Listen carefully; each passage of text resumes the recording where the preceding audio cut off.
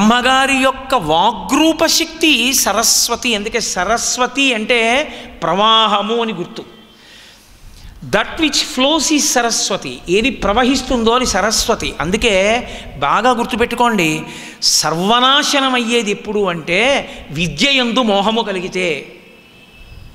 తన విద్యయందు మోహం కలిగిందనుకోండి పండితుడికి, పండితుడు అన్న మాటకు అర్థం నా ఉద్దేశంలో ఏదో 4 పద్యాలు చెప్పేవాడని కాదు, పండాహ జ్ఞానము కలిగినవాడు. ఆయన ఏమండే మీరు కొంచెం నాకు ఇది చెప్తారా అని అడిగారు అనుకోండి, నువ్వేమిస్తావు అని అడిగాడు అనుకోండి, వాడు భ్రష్టుడైపోతాడు ఉత్తర జన్మలో. ఎందుకో తెలుసా, ఆవు పచ్చిగడ్డి పుట్టల మీదకి వెళ్ళి తింటుంది, గబగబ గబగబగా తిని వచ్చి నెమర వేస్తుంది, లోపల చిక్కటి పాలగా చేస్తుంది. ఇప్పుడు ఆ పాలని ఒకసారి వదిలిందా ఇక వెనక్కి తీసుకోవడం రాదు ఆవుకి. దేనికి వదులుతుంది? మంత్రం చేస్తే వదలదు, దూడ వెళ్ళి 2 గుద్దులు గుద్దితే వదిలేస్తుంది. అయ్యా మీరు తప్ప నాకు ఎవరు చెప్తారండి, కరుణించి నాకు చెప్పండని వెళ్ళి పాదములు పట్టుకునేటప్పటికి చెప్పకుండా ఉండలేక తాను కష్టపడి నేర్చుకుని నెమరవేసి తెలుసుకున్న విషయాన్ని ఆపకుండా వాగ్ధార కింద ఎవడు వర్షించేస్తాడో విద్యయందు మోహము లేకుండా వాడు విద్వాంసుడు, వాడు పండితుడు, వాడు లోకోపకారి, మేఘము వంటివాడు. కాబట్టి విద్యయందు మోహం ఉన్నా, నీరు ప్రవహించకపోయినా, సన్యాసి తిరగకపోయినా పాడైపోతాయి. సన్యాసి ఒక చోట ఉండకూడదు, తిరుగుతూ ఉండాలి. నీరు ఒక చోట ఉండకూడదు, దుర్వాసన వస్తుంది, ప్రవహించాలి. వాక్కు ఒకటి ఎందు ఉండిపోకూడదు. నేను నేర్చుకున్నది నా ఎందే ఉండిపోయింది అనుకోండి, నేర్చుకున్నదంటూ ఏమైనా ఉంటే ఉండిపోయింది అనుకోండి, లోకానికి పనికిరాదు. అది వాగ్రూపంలో ప్రవాహం అయిందనుకోండి, పనికొస్తుంది 10 మందికి. అందుకే సరస్వతి అంటే ప్రవాహము. ప్రవాహము వాగ్రూపము, వాక్కుగా వెళ్ళాలి. వాక్కుగా వెళ్ళాలంటే నాలుక మీద నర్తనం చెయ్యాలి వాగ్దేవిగా. అందుకని సరస్వతి బ్రహ్మగారికి నాలుక మీద ఉంటుంది, అందుకని విడివడి కనపడకూడదు. అందుకు కనపడ్డారు కలిసి.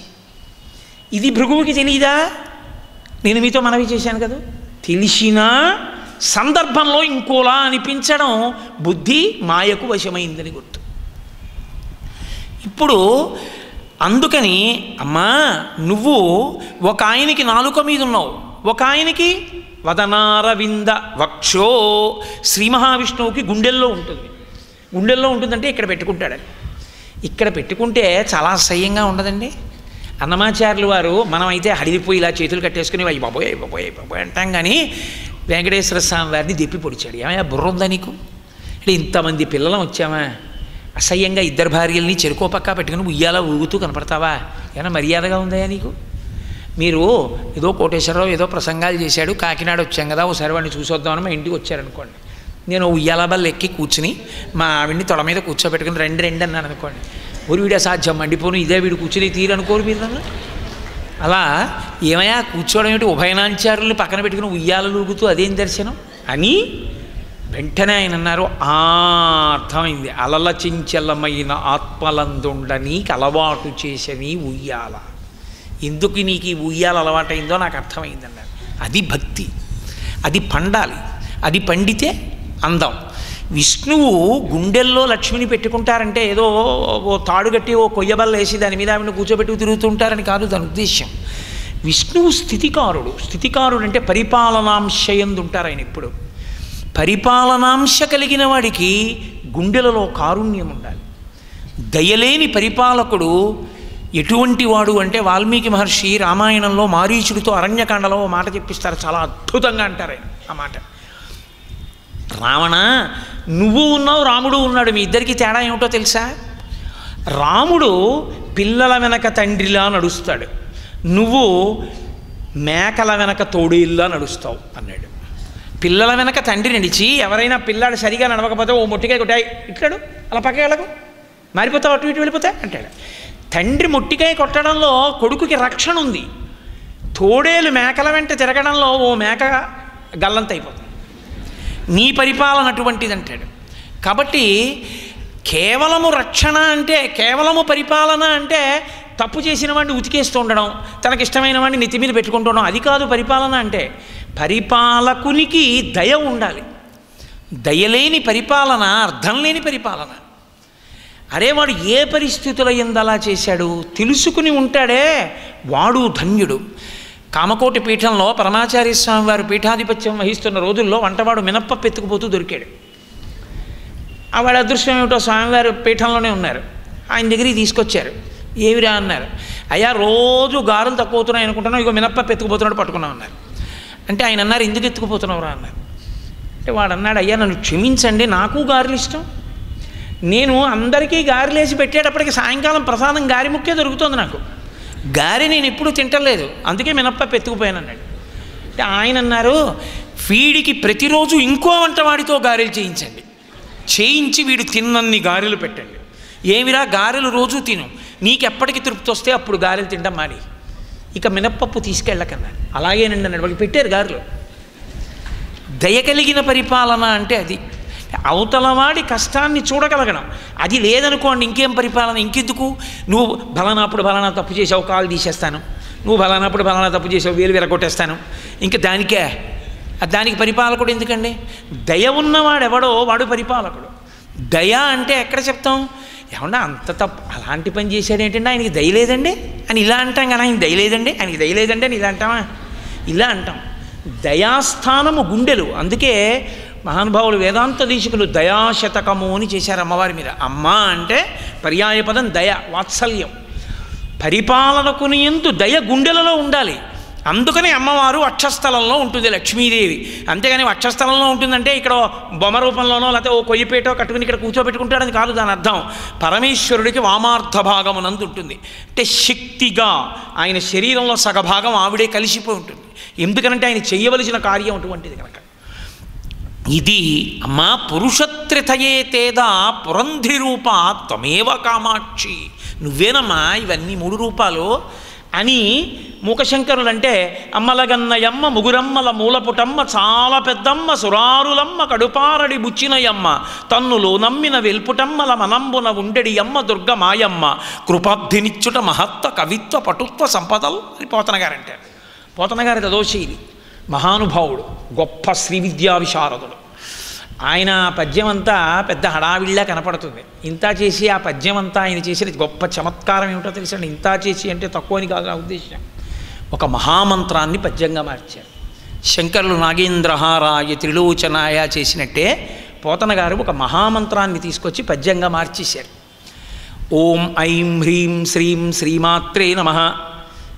ఇది మొట్టమొదట అనాలి కాబట్టి భాగవత ప్రారంభంలో ఓం ఐం హ్రీం శ్రీం శ్రీమాత్రే నమః అండం మానేసి దాన్ని పద్యంగా తిప్పారు.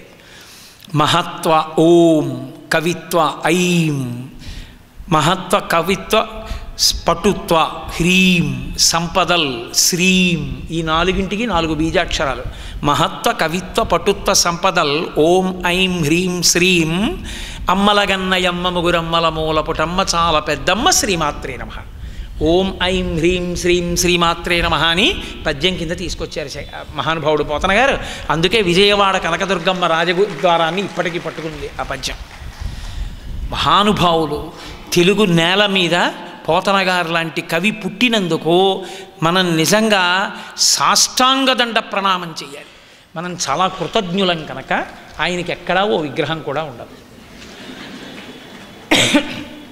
అంత భాష మీద గౌరవం ఉన్నవాళ్ళం మనం. సరే, మహానుభావుడు భృగువు శ్రీ మహావిష్ణువుని చూసి లక్ష్మిని పక్కన పెట్టుకుని కూర్చున్నాడు. ఇక ఆయన ఏమనలేదు. ఎంత కోపం వచ్చేసిందంటే, కోపానికి వశుడైపోయిన వాడు ఏం చేయడు. రామాయణం సుందరకాండలో వాల్మీకి మహర్షి అంటారు, క్రుద్ధ పాపం న కుర్యాత్కః క్రుద్ధో హన్యాత్ గురువునపి. ఆ క్రోధం వచ్చినవాడు గురువును కూడా చంపేస్తాడు. అందుకే తిన్నగా వెళ్ళి తన కాలెత్తి లక్ష్మీదేవి ఉన్న స్థానాన్ని తన్నాడు ఆయన. అది కారణం. వక్షస్థలం మీద ఒక్క తాపు తన్నాడు. చిత్రం ఏమిటంటే, కోపానికి ఒక లక్షణం ఉంటుంది, నేనేదో చేసేసాను అది తీరిపోతుంది. కాబట్టి ఇప్పుడు శాంతపడ్డాడు. అమ్మయ్యా, ఈ ఆడపిచ్చి వదిలిపోయింది, ఇక్కడతో తన్నేశాను అని నించున్నాడు. శ్రీ మహావిష్ణువు పరిపాలకుడు అని నేను మీతో మనవి చేస్తూ వస్తున్నాను కదా. పరిపాలనాంశయందు ఎప్పుడూ ఉండవలసిన లక్షణం ఏమిటంటే, మొట్టమొదట తాను సహనాన్ని కోల్పోకూడదు. తాను సహనాన్ని కోల్పోయాడు అనుకోండి, ఉత్తర క్షణంలో మీ ఆలోచన క్రీనీడ కమ్మేస్తుంది. మీరు వెంటనే అదొక కళ్ళజోడు పెట్టేసుకుంటుంది. ఆ కళ్ళజోడులోంచే చూస్తుంది మీకు కోపం వస్తే. మీరు సహేతుకంగా ఆలోచించారనుకోండి, ఓ ఇది కారణం కదా అని యథార్థాన్ని మీకు గోచరింపచేస్తుంది. ఆయన చాలా ఓర్పు ప్రదర్శిస్తారు. నేను మీతో మనవి చేసింది ఇదే. వెంకటేశ్వరావతారం నోటితో మాట్లాడదు, వెంకటేశ్వరావతారం ఆవిర్భావంలో సందేశం ఇస్తుంది. ఇప్పుడు ఆయన గబగబా వెళ్ళి కింద కూర్చుని భృగువు పాదం పట్టుకున్నారు. పట్టుకుని ఎంత పని చేశారు మహర్షి, వజ్రాధృఢతరం విద్ధి మచ్చరీరం విప్రోత్తమ. ఓ మహర్షి, ఈ శరీరం దేని వజ్రం కన్నా కఠినం. ఎంతమంది రాక్షసులతో యుద్ధం చేసిందో, ఎన్ని గదా ప్రహారములు తిందో, ఎన్ని బాణపు దెబ్బలు తిందో. ఇలాంటి శరీరాన్ని తన్నారా. విప్పరా కోమలాంఘ్రితలేనతం. ఎంత కోమలం మీ పాదం, అంత మెత్తటి పాదం, అంత కోమలమైన పాదం, అంత సున్నితమైన పాదం. ఎంత నిప్పెట్టిందో ఈ శరీరాన్ని తన్ని. ఏది ఏది ఏది ఏది అని గబగబా ఉష్ణోదకాన్ని తీసుకురండి అన్నారు. తీసుకురమ్మని ఆ ఉష్ణోదకంతో, అంటే గోరువెచ్చటి నీళ్లు పాదం మీద పోసి పాదమంతా కడిగి ఉత్తరీయం తీసి ఆ పాదం తుడిచి తత్తీర్థాన్ని ఏమనుకుంటున్నారు, అది భృగు మహర్షి పాదోదకం, తాను చల్లుకుని ఆ అంతఃపురంలో ఉన్న వాళ్ళందరి తలల మీద చల్లారు. ముక్కోపికి ఉండనే ఉందిగా ముఖస్థుతి అన్నట్లు ఆయనకి వెంటనే ఎక్కడ లేని కోపము విరిగిపోయింది. ఈయనరా తన్నినా కూడా చూసావా ఎంత గౌరవించాడో. పొంగిపోయాడంతే భృగువు. పొంగిపోయి గబగబా వెళ్ళిపోయి భూలోకానికి అంటే కొన్ని చోట్ల అరికాలలో కన్ను నొక్కేశాడు అని నేను స్కాందాన్ని ఆధారం చేసుకుని ప్రవచనం చేస్తున్నాను. ఆ స్కాందమునందు అలా లేదు, అందుకని నేను దాన్ని పరిహరించడానికి కారణం. స్కాందమే కాదు, వెంకటేశ్వర వైభవం చెప్పినటువంటి పురాణములు పద్మం, భవిష్యోత్తర పురాణం, స్కాందం, వరాహ పురాణం ఇవన్నీ కూడా స్పృశించాయి వెంకటేశ్వర వైభవాన్ని. ఇందులో చాలా పురాణాలు అరికాలి కన్ను చిదిమినట్లుగా చెప్పలేదు, అందుకే నేను ఆ విషయాన్ని ప్రస్తావన చేయలేదు. భృగువు భూలోకానికి వెళ్ళి శ్రీ మహావిష్ణువే యజ్ఞమునందు భోక్త, ఆయనకే ఈ యజ్ఞ ఫలాన్ని సమర్పణం చెయ్యండి. మంచిదే, మహానుభావుడు శ్రీ మహావిష్ణువుకి యజ్ఞఫలం ఇస్తే మీరు కాదంటారా, నీ కాదంటారా? ఆయనే యజ్ఞభోక్త. యజ్ఞభోక్యజ్ఞకృత్యజ్ఞీ యజ్ఞభోక్యజ్ఞసాధన యజ్ఞాంతకృత్యజ్ఞగుహ్యం అన్నమన్నాదయేవచ అని చదువుతున్నాం కదా. చాలా సంతోషించారు, యజ్ఞం పూర్తయింది. ఇప్పుడు లక్ష్మీదేవి లేచి ఆవిడంది, ఒక ముని నేను ఉండే స్థానాన్ని తన్నాడు. నేను ఉండే స్థానాన్ని ఒక మనుష్య ప్రాణి భృగువు అయితే ఒకటి. నేను మనుష్య ప్రాణి అన్నానని మీరు మనుష్యులలోకి ఋషిని తీసుకోకూడదు. ఎందుకంటే నేను మీతో మనవి చేస్తున్నాను కదా, ఏది మాట్లాడుతున్నా కొంచెం జాగ్రత్తగా మాట్లాడవలసి ఉంటుంది.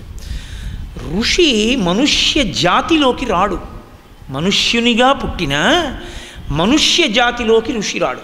అందుకే తర్పణ ఉంటుంది ఋషికి. ఋషి తర్పణము అని ఉండడానికి కారణం ఏమిటంటే ఋషి మనుష్య జాతిలోకి రాకపోవడమే. అంతేకాని మనిషిగా పుట్టి ఋషి అయిపోయాడు అనకూడదు. మనిషిగా పుట్టి ఋషి అయిపోయినా మనిషి కాడాయన, ఆయన ఋషి జాతి వేరు. ఋషి ప్రత్యేకంగా తర్పణ తీసుకుంటాడు. ఋషి బీజాక్షరానికి అధిదేవత అయి ఉంటాడు. కాబట్టి భృగువు వెళ్ళి చెప్పారు, ఇప్పుడు యజ్ఞం విష్ణుపరంగా పూర్తి చేశారు, ఆయనని యజ్ఞభోక్తగా. కానీ లక్ష్మీదేవి అంది, ఒక ఋషి వచ్చి నేనున్న స్థానాన్ని తన్నారు, నేను లోకమాతని, నా స్థానాన్ని ఆయన తంతే నేను ఎందుకుంటాను, ఉందును. ఎప్పుడు మీరు ఆయన్ని ఏం అనలేదు. అదేమిటా అలా తంతావా అని కూడా అనలేదు. వేడి నీళ్లతో అక్కడికి నా నెత్తిమీ చెల్లారు నీళ్ళు. కాబట్టి నేను వెళ్ళిపోతున్నాను, కరవీరపురం గచ్చామి, నేను కరవీరపురం వెళ్ళిపోతున్నాను, కొల్హాపురం అక్కడ ఉంటాను లక్ష్మీస్థానం అని ఆవిడ గబగబా వెళ్ళిపోయి. అయితే ఇక్కడ నాకు తెలుసు, ఏదైనా ఉపన్యాసం చెప్పాలి అంటే ఇదే ఇబ్బంది. ప్రతి సందర్భమునందు అయ్యో ఇది సరిగా మనం వివరణ చేస్తున్నామా, అలా దాటేసి ఏదో 3 రోజులు ఉపన్యాసాలు అయిపోయి వెళ్ళిపోతే ఇంకెందుకురా మనం వచ్చింది అనిపిస్తూ ఉంటుంది.